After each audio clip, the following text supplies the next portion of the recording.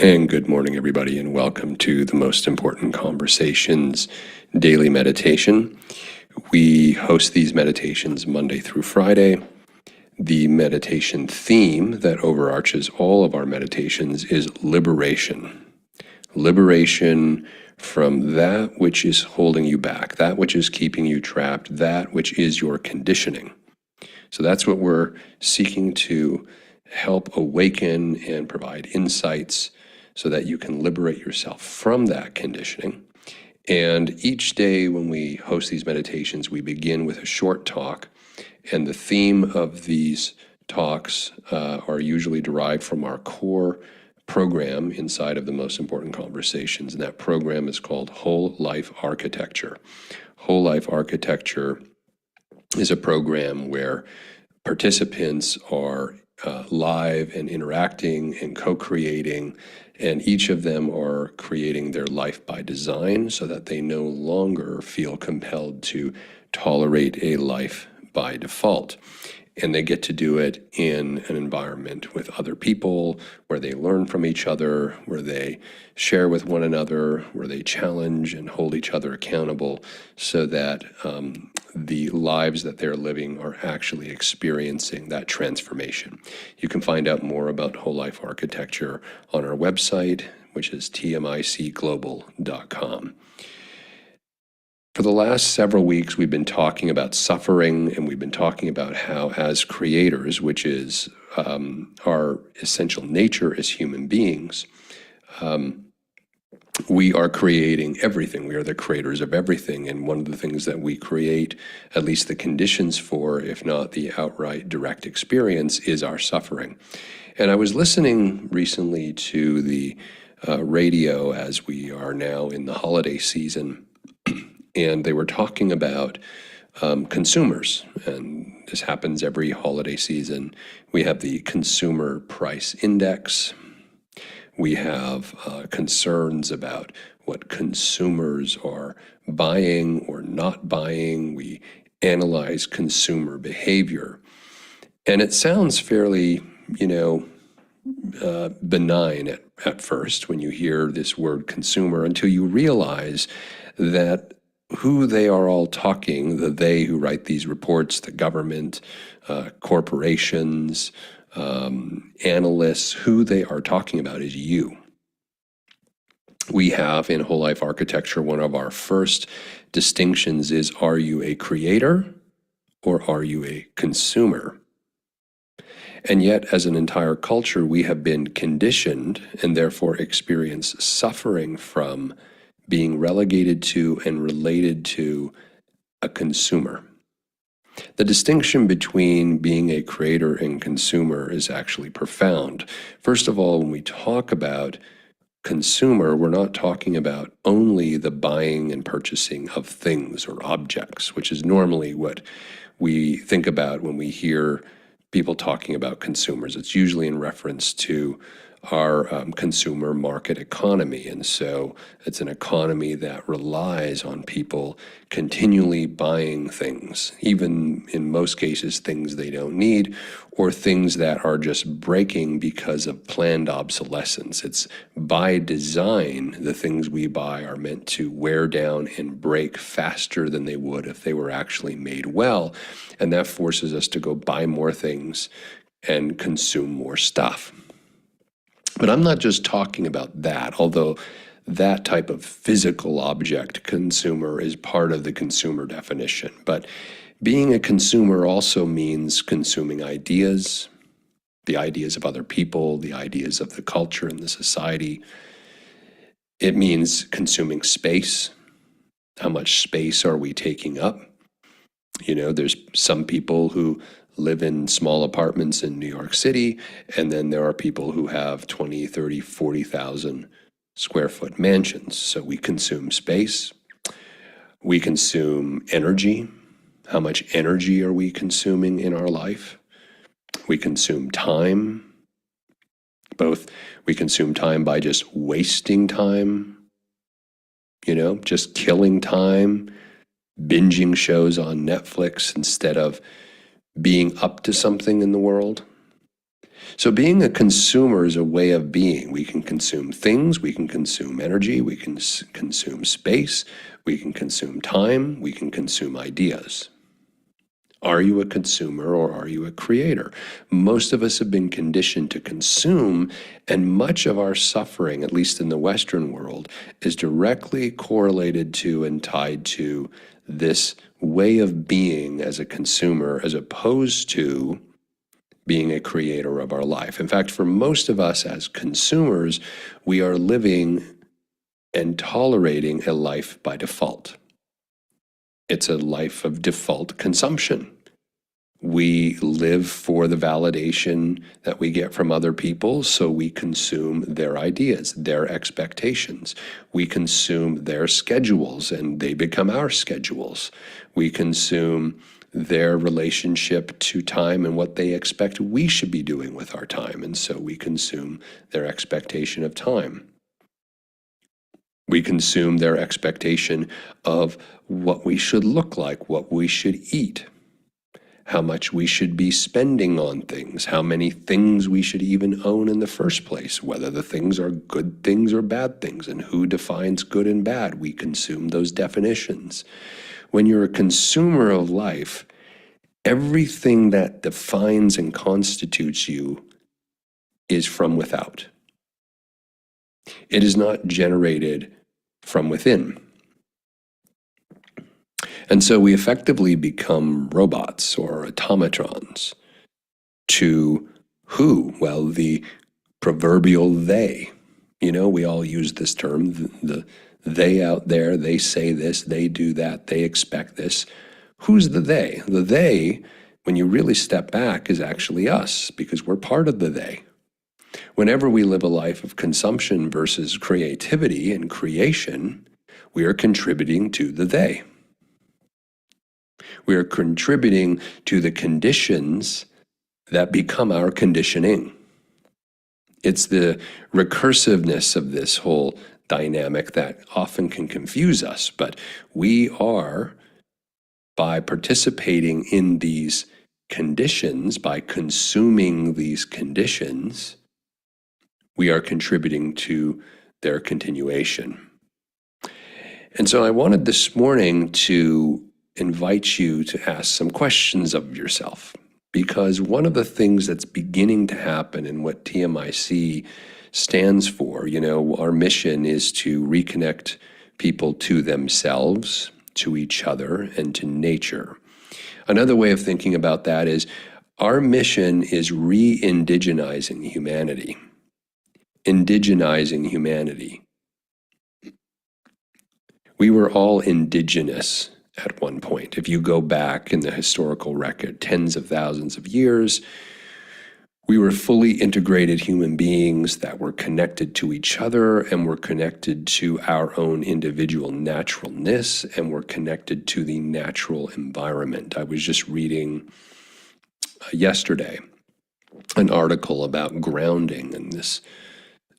Wow, what a fad, the idea that by walking barefoot on the sand or on the grass or on the ground, even the pavement, they were saying, connects you to the energetic and magnetic fields of the planet and has an antioxidizing effect on your cells and an energizing effect on your mitochondria. Who would have thought that by connecting to the earth, our health would improve? What an amazing idea. But it sounds so amazing inside of a conditioned culture that in this case has us wearing shoes everywhere.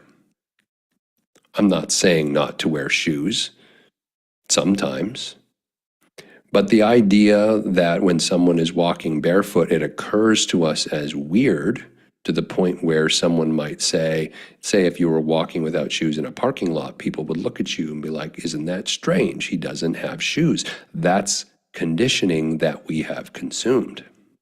Just as an example, Re-indigenizing humanity means re-indigenizing yourself by first connecting to yourself, connecting to others, and then connecting to nature, both your nature and that of the natural environment upon which you exist. We all do. We are nature.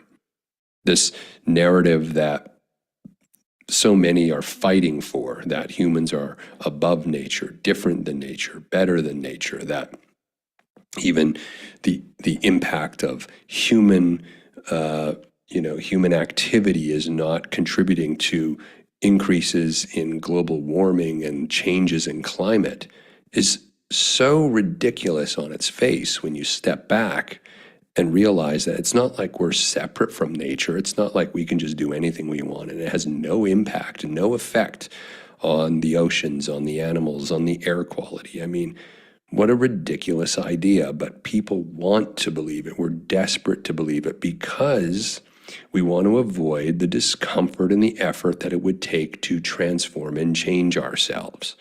So re-indigenizing humanity is our mission by connecting people to themselves, to each other, and to nature.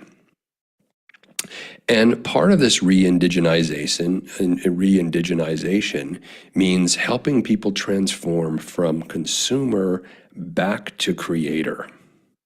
Creativity is our naturalness. Creativity is the essential nature of what it means to be human. And I don't just mean the obvious creativity like we normally think of in terms of, fine art or music or photography, but I'm talking about creativity as a way of being. Realizing that even in our consumer-based economy, we are creating the conditions for us to remain a consumer. Everything humans do is creation. We are creators by nature. For those of you who are religious and maybe your persuasion is the Christian religion, you will remember in the Old Testament, in Genesis, when it says, God made man in his image. What is that image? God is what? A creator, not a consumer. God's not a consumer. God didn't make consumers. That's conditioning. If we're made in the image of God and that image is as a creator, then we are creators of everything, including our suffering, including the conditions of being a consumer that are leading to our suffering. And as a consumer, you are, instead of creating a life by design, if you were to step into your power as a creator, as a consumer, you are tolerating your life by default. You are tolerating your life because it is a life consumed from the outside in. Consumers tolerate life because it isn't their life. They never created it. It's a life of conditioning. It's other people's life that we're just consuming and taking in. And the impact on this is profound. Consumers are highly dysregulated people. Consumers' nervous systems are dysregulated because they are tossed to and fro from outside influences, not present to generating from within who they choose to be and being able to create the conditions that align with their nervous system. Instead, we are consuming conditions that don't align with our nervous system, and the only way to be with it is to tolerate it. Consumers don't thrive. They can't, because consumers are barely alive. Their aliveness is suppressed. The things that give them joy, that make them excited, that make them just wake up in the morning and want to run out and tackle life, all of that aliveness is suppressed, buried under years of conditioning. Consumers aren't at choice. Consumers are trapped in simplistic binaries, decision-making, decisiveness versus choice. Like children, for consumers, it's this or that. Would you like this or that? And what determines this or that is usually the calculus of what takes the least effort or leads to the least discomfort. Put another way, consumers are only concerned with what's easiest and most comfortable. You hear this all the time about consumers needed to be made more comfortable. How many times have we sat on an airline and heard, your comfort and safety is our highest priority? And to the consumer mindset, that's a big box checked. That's a great thing to hear. Of course, my comfort and my safety should be your highest priority. But why isn't your aliveness our highest priority? Why isn't your alignment our highest priority? Why isn't your wellness our highest priority? You see, we've built a consumer society where your aliveness, your alignment, your wellness is secondary, or even worse, not thought of at all.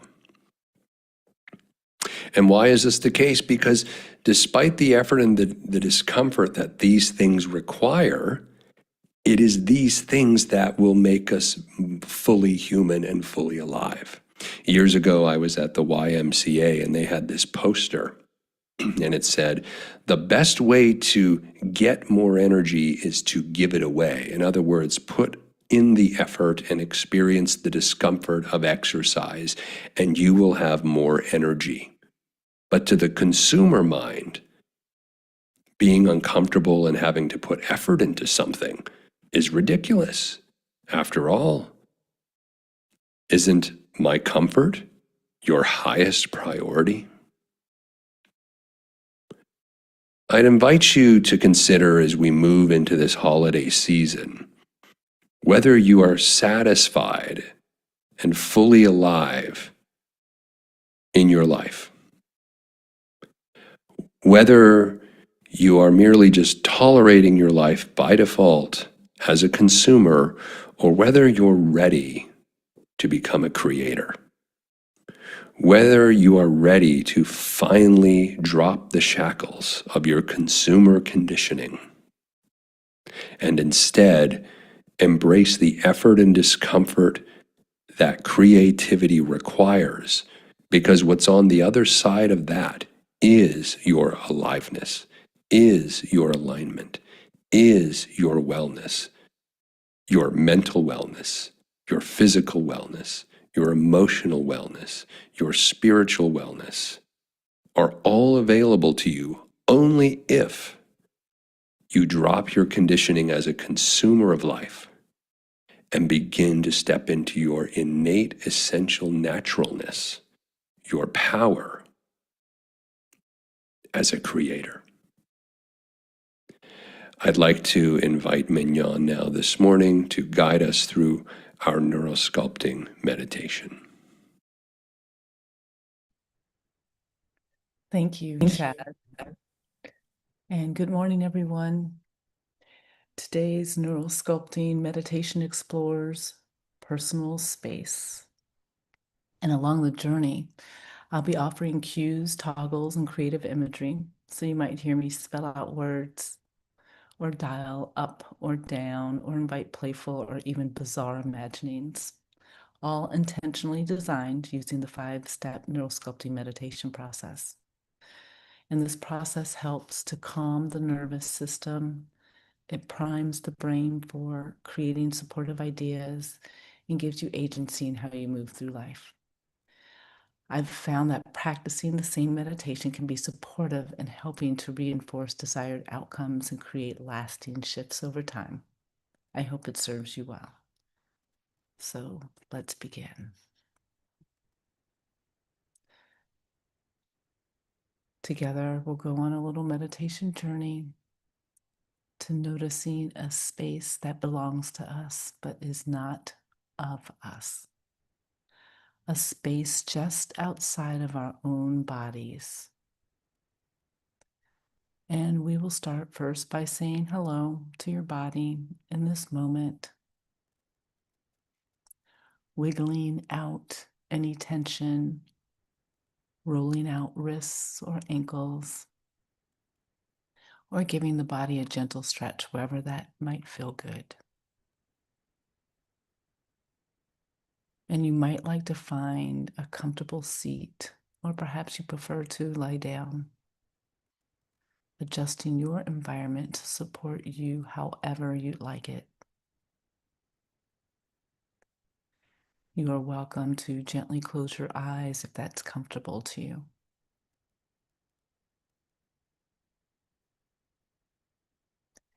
Your thoughts can be focused or scattered, but your body is right here in one place, waiting to respond to your mind.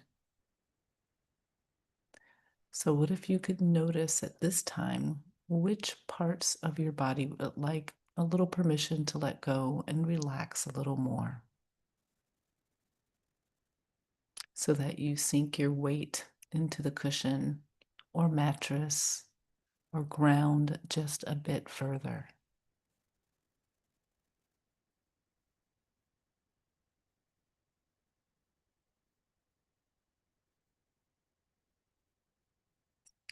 And as an observer, what is your breath doing?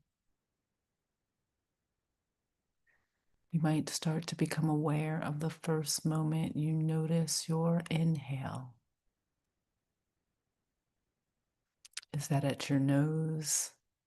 Is that in your belly or your lungs?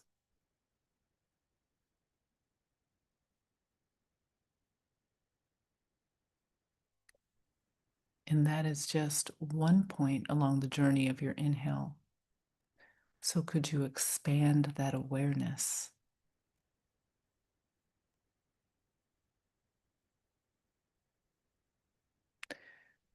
Could you follow your next inhale just a bit further, noticing how it travels, how it moves down through the body?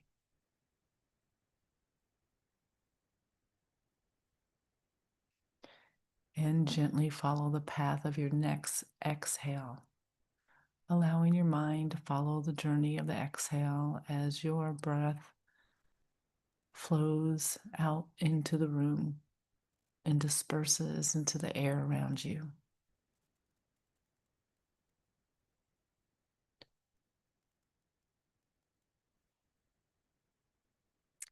So many parts of the breath we can notice if we just took the time.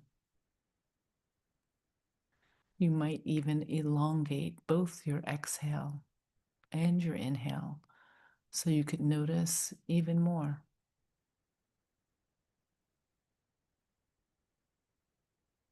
Maybe you notice the temperature of your breath. Maybe you notice the texture.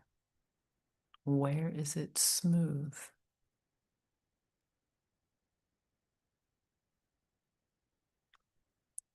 And even though you're aware of it now, your breath is constantly supporting you in all moments. And as it gets deeper, longer, slower, your body is invited to get heavier, more and more comfortable, naturally resting.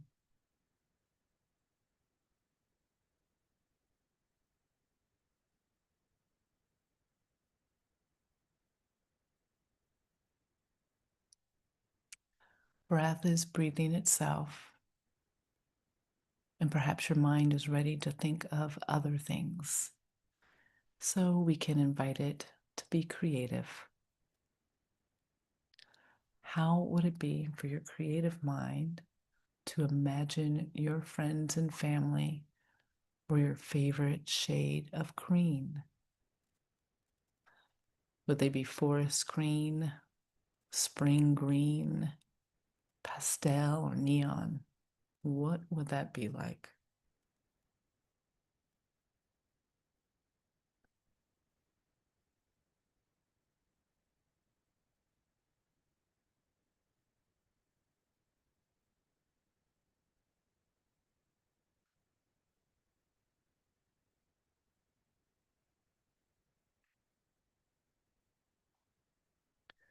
Or maybe instead, it is more playful to imagine if your words came out like animal sounds.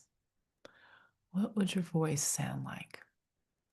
The voice of a lion or a bird or a chipmunk?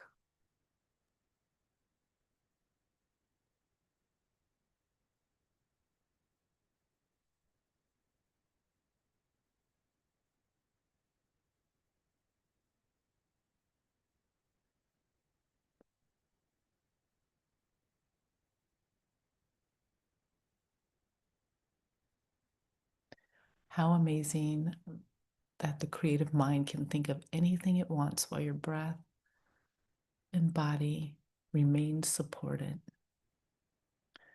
I would invite you to remember your own agency.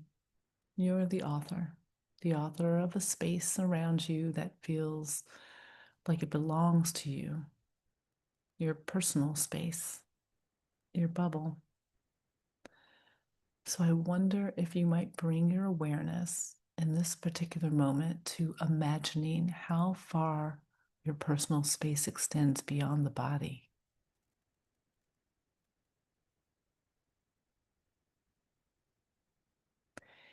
Is it 3 inches, 6, 8, 12, 20? Is it a mile, a kilometer?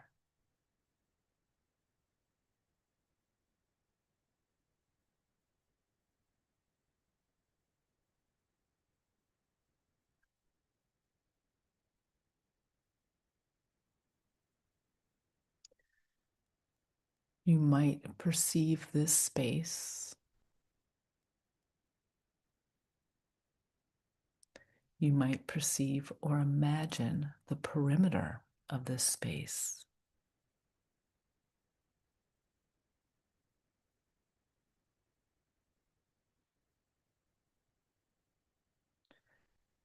That space, the one that marks this as yours, perhaps there's a color that feels especially wonderful, a hue that feels rich, warm, or soothing, a color that you can use to illuminate the perimeter so that you're able to imagine exactly where it is.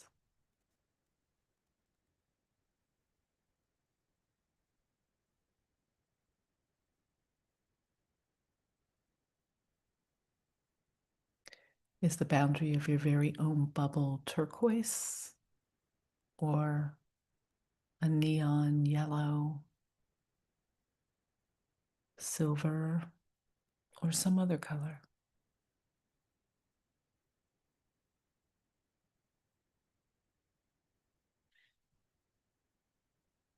And what is its texture? Is it smooth, velvety, soft, and plush?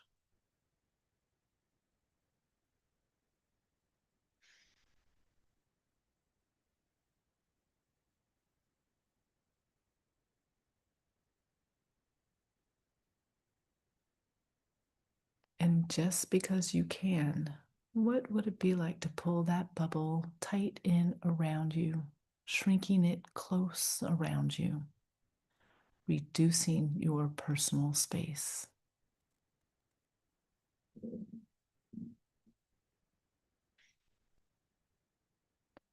Does that appeal to you? Or does it make you feel uncomfortable? You get to notice.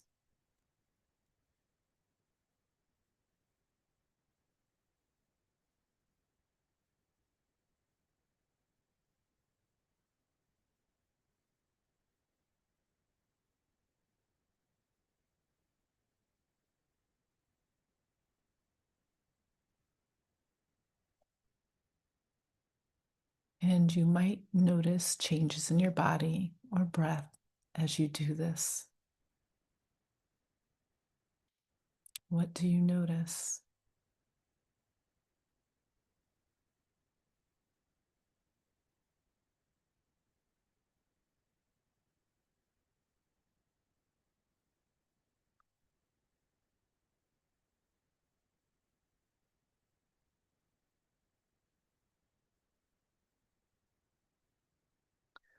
Or what if you could extend your space, your bubble, further than you knew possible so that the perimeter travels far and your personal space is enormous? How does your mind describe that for yourself?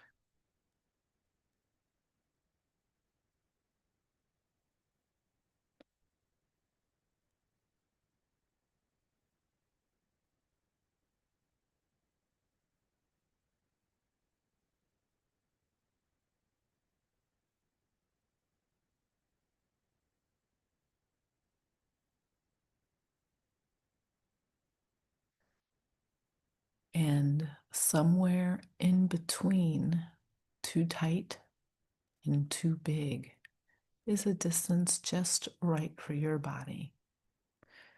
You are welcome to imagine your bubble being that size so that you can imagine floating inside of it with EASE, ease.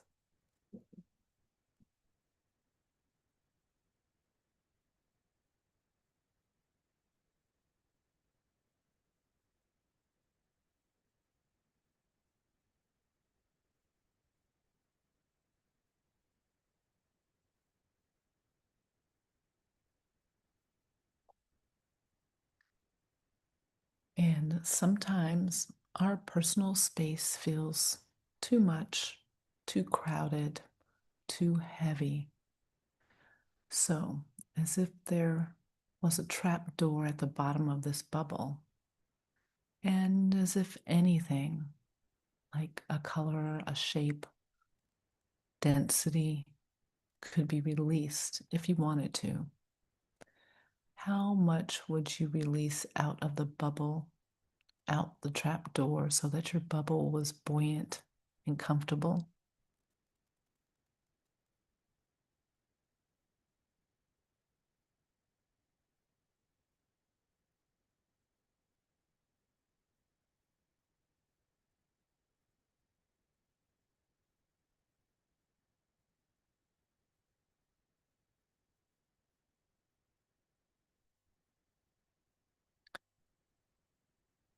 You might even notice the space above you, behind you, and below you as you tend to your bubble.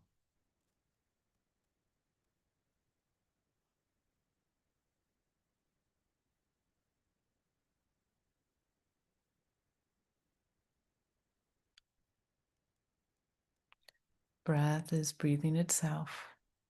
Your mind is shifting your personal space.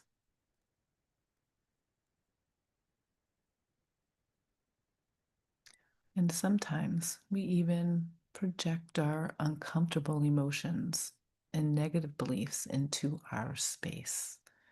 And that happens, and it's okay because this is your space. And you are invited to notice these emotions, and you might gain insight and learn from them to get an understanding of how your nervous system is doing according to sensation.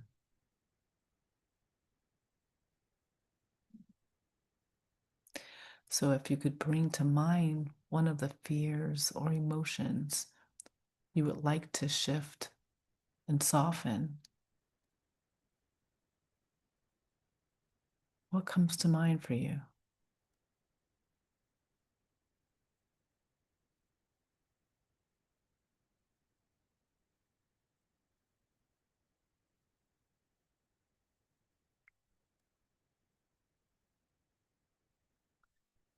But first, we're going to look at those negative emotions, and maybe you see it floating near you or around your personal space or sticking to your bubble. Just notice what begins to appear.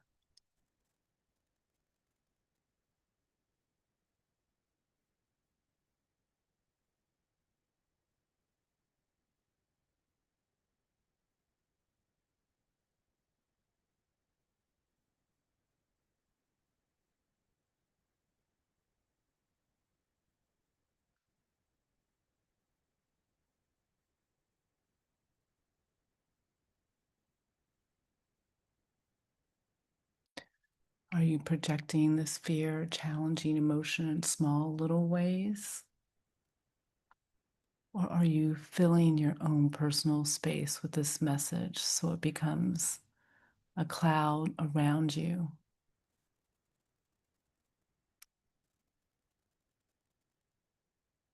of negative vibes?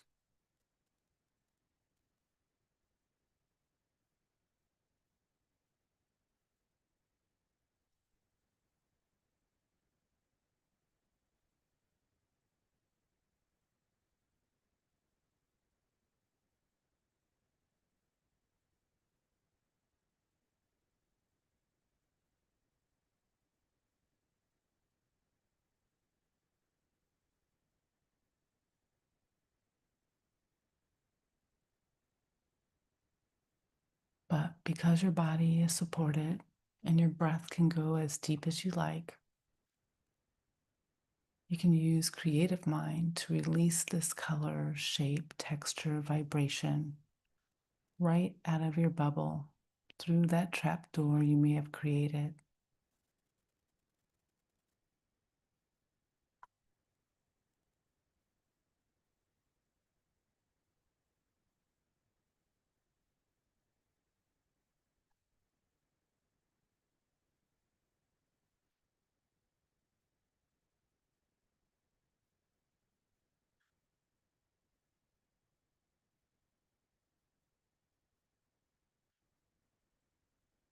And because you are making space in the way you perceive your bubble, you might like to take this moment to bring to mind an aspect of yourself you would like to advertise or cultivate or immerse yourself in.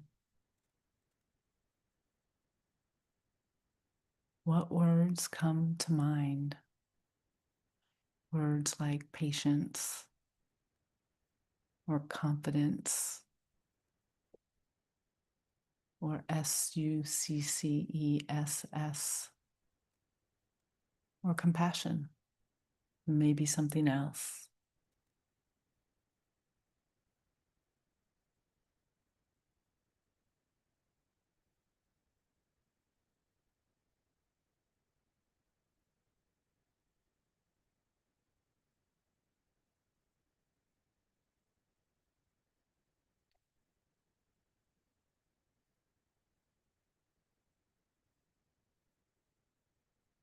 If these words had a vibration or color, what would that be?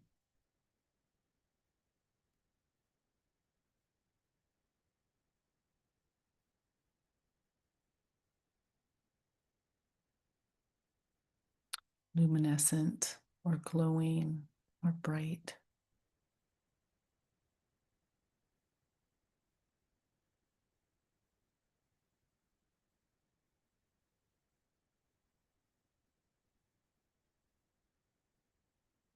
And what if you could fill your bubble with this?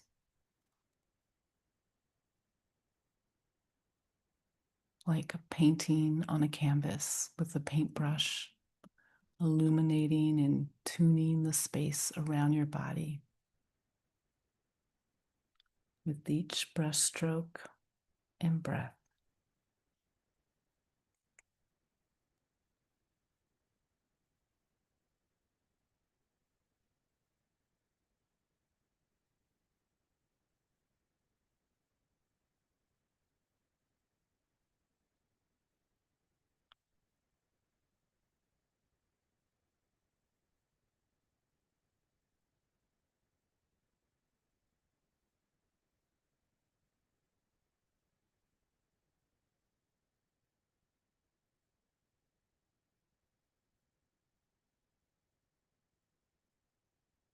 And as all of this is unfolding in your inner landscape, your body is responding.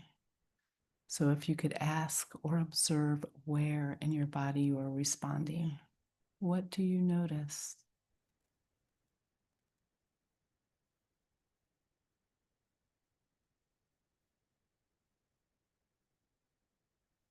Maybe there's a sensation or an imaginary location that you settle into. Maybe there's a texture.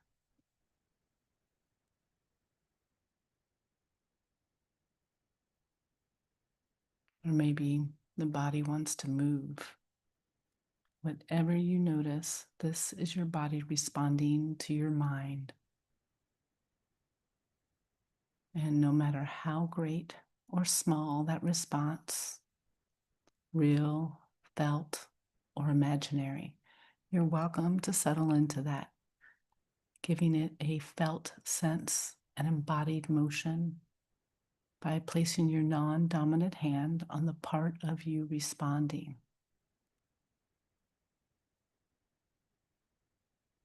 Or you might prefer a hand gesture, an activation gesture that you can make tomorrow that can help your personal space remember this.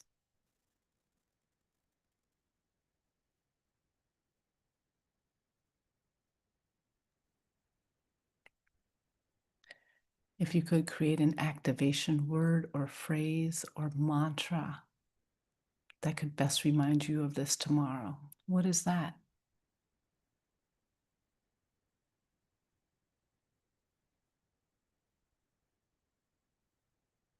Could you imagine writing it in your own handwriting on the bubble in your favorite color?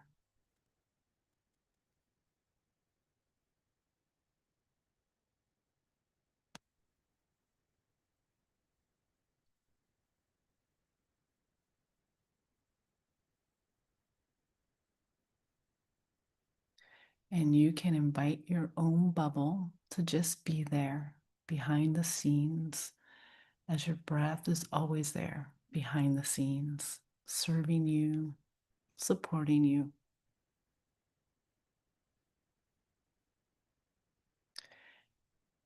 And you can start to notice your body in present time, slowly moving fingers and toes, noticing the sounds around your outer landscape. Gently opening your eyes and ending your meditation.